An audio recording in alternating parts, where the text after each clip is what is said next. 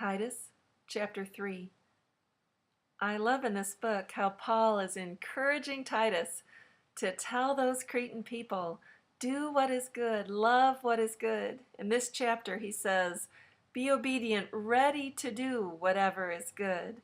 He ends up telling them, our people must learn to devote themselves to doing what is good. Isn't it great that we can learn to do what is good? Even though in this same chapter he says, at one time we too were disobedient and deceived and enslaved in passions and pleasures. We too were like this, but we can learn to do what is good. And that will make us, it says here, able to provide for all our daily needs and to live a productive life. Let's learn to do what's good. Titus chapter 3. Remind the people to be subject to rulers and authorities, to be obedient, to be ready to do whatever is good, to slander no one, to be peaceable and considerate, and to show true humility toward all men. At one time we too were foolish, disobedient, deceived, and enslaved by all kinds of passions and pleasures. We lived in malice and envy, being hated and hating one another. But when the kindness and love of God our Savior appeared, He saved us, not because of righteous things we had done, but because of His mercy.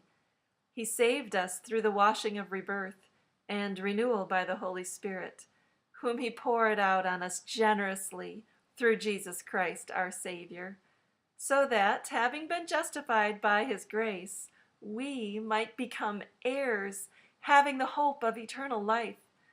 This is a trustworthy saying, and I want you to stress these things so that those who have trusted in God may be careful to devote themselves to doing what is good. These things are excellent and profitable for everyone. But avoid foolish controversies and genealogies and arguments and quarrels about the law, because these are unprofitable and useless. Warn a divisive person once, and then warn him a second time. After that, have nothing to do with him. You may be sure that such a man is warped and sinful. He is self-condemned. As soon as I send Artemas or Tychicus to you, do your best to come to me at Nicopolis, because I have decided to winter there. Do everything you can to help Zenas the lawyer and Apollos on their way, and see that they have everything they need.